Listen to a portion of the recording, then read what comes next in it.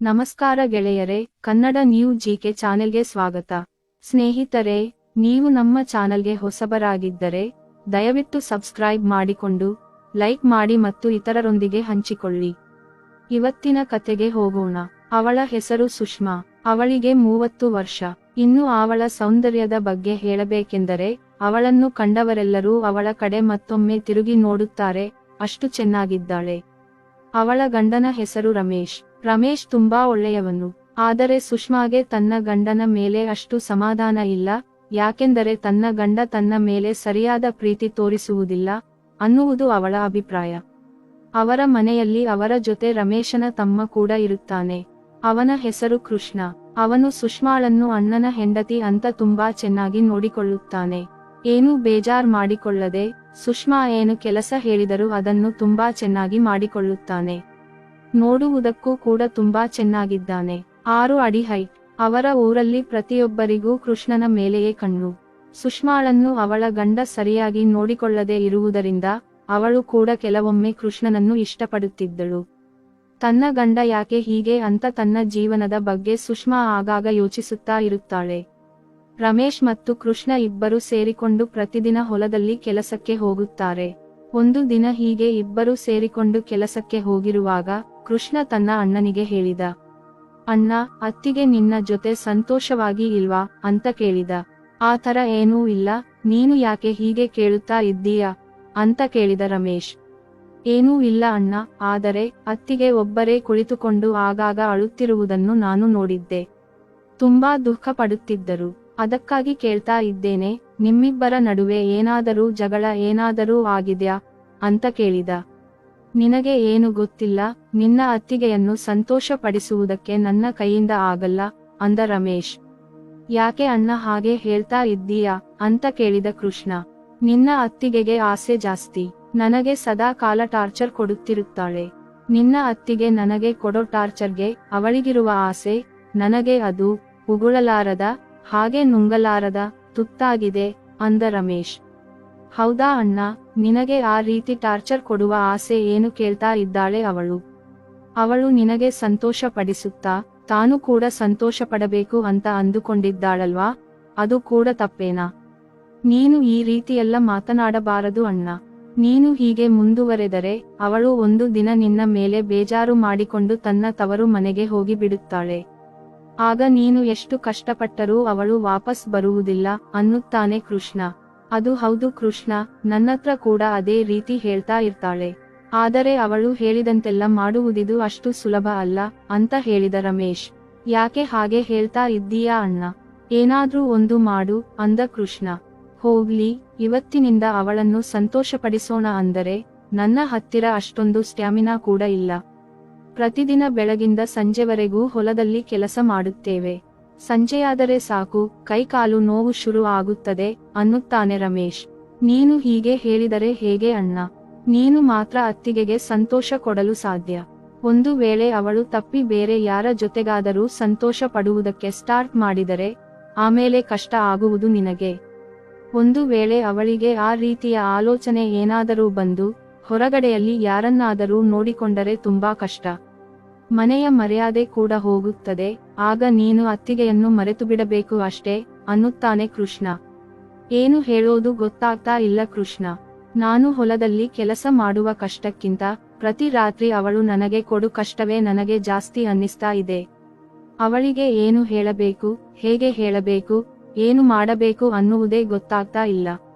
ಅವಳು ಮಾತ್ರ ಯಾವುದನ್ನೂ ಅರ್ಥ ಮಾಡಿಕೊಳ್ಳುವ ಪರಿಸ್ಥಿತಿಯಲ್ಲಿಲ್ಲ ಅನ್ನುತ್ತಾನೆ ರಮೇಶ್. ಹೌದು ಅಣ್ಣ, ಅತ್ತಿಗೆ ನೋಡೋಕು ತುಂಬಾ ಚೆನ್ನಾಗಿದ್ದಾರೆ. ಅವಳ ಅಂದವನ್ನು ನೋಡಿ ಅವಳ ಆಸೆಯನ್ನು ತೀರಿಸಬೇಕು ಅಂತ ನಿನಗೆ ಅನಿಸುವುದಿಲ್ಲವಾ? ನಿನ್ನಂತ ಸುಂದರ ಹೆಂಡತಿ ನನಗೆ ಇದ್ದರೆ ನಾನು ಅವಳ ಎಲ್ಲ ಇಷ್ಟವನ್ನು ಈಡೇರಿಸುತ್ತಿದ್ದೆ. ಅತ್ತಿಗೆಯನ್ನು ನೋಡಿದಾಗಲೆಲ್ಲ ನನಗೂ ಕೂಡ ಮದುವೆಯಾಗಬೇಕು ಅಂತ ಅನಿಸುತ್ತದೆ.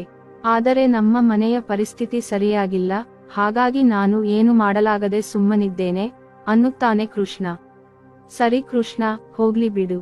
ಈ ಸಮಸ್ಯೆ ಯಾವಾಗಲೂ ಇದ್ದದ್ದೇ. ನೀನು ನನ್ನ ಜೊತೆ ಹೊಲದಲ್ಲಿ ಕೆಲಸಕ್ಕೆ ಬಂದಿರುವುದು ನನಗೆ ತುಂಬಾ ಆಧಾರವಾಗುತ್ತಿದೆ. ಇವತ್ತು ನೀನು ಮಧ್ಯಾಹ್ನದ ಊಟವನ್ನು ಹೊಲಕ್ಕೆ ತೆಗೆದುಕೊಂಡು ಬಾ. ನನಗೆ ಇವತ್ತು ಮನೆಗೆ ಊಟಕ್ಕೆ ಹೋಗುವುದಕ್ಕೆ ಆಗುವುದಿಲ್ಲ. ಹೊಲದಲ್ಲಿ ಇವತ್ತು ತುಂಬಾ ಕೆಲಸ ಇದೆ, ಸರಿನಾ ಅನ್ನುತ್ತಾನೆ ರಮೇಶ್. ಆಯ್ತು ಅಣ್ಣ, ಹಾಗೆ ಮಾಡುತ್ತೇನೆ. ನಾನು ಮನೆಗೆ ಹೋಗಿ ಊಟ ತೆಗೆದುಕೊಂಡು ಬರುತ್ತೇನೆ. ನೀನು ಜಾಗೃತಿ ಅಂತ ಹೇಳಿ ಮನೆಗೆ ಹೋಗುತ್ತಾನೆ. ಅತ್ತಿಗೆ, ಅಣ್ಣ ಇವತ್ತು ಹೊಲದಲ್ಲೇ ಊಟ ಮಾಡುತ್ತಾನಂತೆ. ಊಟವನ್ನು ಅಲ್ಲಿಗೆ ತೆಗೆದುಕೊಂಡು ಬರೋಕೆ ಹೇಳಿದ್ದಾನೆ. ಪಾಪ ಅಣ್ಣ ತುಂಬಾ ಕಷ್ಟಪಡುತ್ತಾನೆ. ಇವತ್ತು ನೀನು ಏನಾದರೂ ಒಂದು ಸ್ಪೆಷಲ್ ಮಾಡಿಕೊಡು ಅಂತ ಅತ್ತಿಗೆಯಲ್ಲಿ ಕೇಳುತ್ತಾನೆ. ಯಾಕೆ ಸ್ಪೆಷಲ್ ಮಾಡಬೇಕು? ನಿನ್ನ ಅಣ್ಣನಿಗೋಸ್ಕರ ಏನು ಮಾಡುವುದು ವೆಸ್ಟೇ. ಅವನು ಮಾಡೋದೇನೂ ಇಲ್ಲ. ಕುಂಭಕರ್ಣನಂತೆ ತಿನ್ನುವುದು, ಹಾಗೆ ನಿದ್ದೆ ಮಾಡುವುದು, ಅದನ್ನು ಬಿಟ್ಟರೆ ಇನ್ನೇನು ಮಾಡುತ್ತಾನೆ? ಇನ್ನೇನ್ ಸ್ಪೆಷಲ್ ಮಾಡಬೇಕು ನಿನ್ನ ಅಣ್ಣನಿಗೆ? ಅಯ್ಯೋ, ನನ್ನ ಹೆಂಡತಿಗೆ ತುಂಬಾ ಆಸೆಗಳಿವೆ, ಆದರೆ ತುಂಬಾ ದಿವಸದಿಂದ ಅವಳಿಗೆ ಸಂತೋಷಪಡಿಸೋಕೆ ಆಗ್ತಾ ಇಲ್ಲ ಅಂತ ಅವನು ಯಾವತ್ತೂ ಯೋಚನೆ ಮಾಡೋದಿಲ್ಲ ಅಂತ ಕೋಪದಲ್ಲಿ ಹೇಳುತ್ತಾಳೆ ಸುಷ್ಮಾ. ಅಣ್ಣನ ಕುರಿತಾಗಿ ಆ ರೀತಿ ಹೇಳಬೇಡಿ ಅತ್ತಿಗೆ. ಅವನು ನಿನ್ನ ಕುರಿತಾಗಿ ತುಂಬಾ ಆಲೋಚಿಸುತ್ತಾನೆ. ಅಣ್ಣನಂತ ಗಂಡನನ್ನು ಪಡೆಯಬೇಕಾದರೆ ಅದೃಷ್ಟ ಬೇಕು. ಅವನು ನಿಮ್ಮನ್ನು ತುಂಬಾ ಪ್ರೀತಿಸುತ್ತಾನೆ. ನಿನ್ನ ಜೊತೆ ತುಂಬಾ ಪ್ರೀತಿಯಿಂದ ಮಾತನಾಡುತ್ತಾನೆ. ನೀವು ಅಂದ್ರೆ ಅವನಿಗೆ ಎಷ್ಟು ಇಷ್ಟ ಗೊತ್ತಾ ನಿನಗೆ? ಆದರೆ ಈ ರೀತಿ ಆಸೆಗಳು ಅಣ್ಣನಿಗೂ ಕಷ್ಟ ಆಗುತ್ತದೆ ಅಲ್ವಾ ಅತ್ತಿಗೆ? ಏನೋ ಸಣ್ಣ ಸಣ್ಣ ಆಸೆಗಳನ್ನಾದರೂ ತೀರಿಸುತ್ತಾನೆ. ಒಂದೇ ಸಲ ಅಂತ ದೊಡ್ಡ ದೊಡ್ಡ ಆಸೆಗಳನ್ನು ಹೇಳಿದರೆ ಅವನಿಗೂ ತೀರಿಸುವುದು ತುಂಬಾ ಕಷ್ಟ ಅಲ್ವಾ ಅನ್ನುತ್ತಾನೆ ಕೃಷ್ಣ. ಏನ್ ಕೃಷ್ಣ, ನೀನು ಕೂಡ ನಿನ್ನ ಅಣ್ಣನ ಹಾಗೆ ಮಾತನಾಡುತ್ತೀಯ? ಎಷ್ಟು ವರ್ಷ ಅಂತ ನಾನು ಈ ರೀತಿ ಬದುಕಬೇಕು?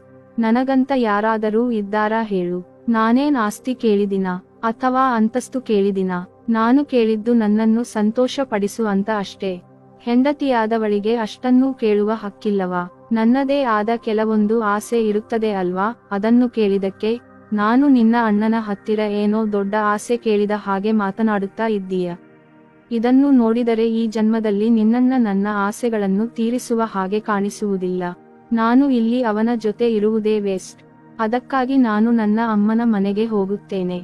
ನೋಡುವುದಕ್ಕೆ ನಾವಿಬ್ಬರೂ ಒಂದೇ ಹಾಸಿಗೆಯಲ್ಲಿ ಮಲಗುತ್ತೇವೆ. ಆದರೆ ನಮ್ಮ ನಡುವೆ ಏನು ಪ್ರೇಮ ಅನುಬಂಧ ಒಂದೂ ಇಲ್ಲ ಅಂತ ಬೇಸರದಲ್ಲಿ ಹೇಳಿದಳು. ನೀವೇನು ಯೋಚನೆ ಮಾಡಬೇಡಿ ಅತ್ತಿಗೆ, ನಾನು ಅಣ್ಣನಿಗೆ ಹೇಳುತ್ತೇನೆ, ಸರಿನಾ ಅಂದ ಕೃಷ್ಣ. ಕೃಷ್ಣ, ನೀನು ನನ್ನ ಮೈದುನ ಅಲ್ವಾ? ನನ್ನ ಆಸೆಯನ್ನ ನೀನು ತಿಳಿಸುತ್ತೀಯಾ ಅಂತ ಕೇಳಿದಳು ಸುಷ್ಮಾ. ನಾನಾ? ಏನ್ ಅತ್ತಿಗೆ ಆ ರೀತಿ ಮಾತಾಡ್ತಾ ಇದ್ದೀರಾ ಅಂತ ಆಶ್ಚರ್ಯದಿಂದ ಕೇಳಿದ ಕೃಷ್ಣ. ಕೃಷ್ಣ, ನೀನು ನನ್ನ ಆಸೆ ತೀರಿಸ್ತೀಯಾ ಅಥವಾ ನಾನು ನನ್ನ ಅಮ್ಮನ ಮನೆಗೆ ಹೋಗೋದಾ?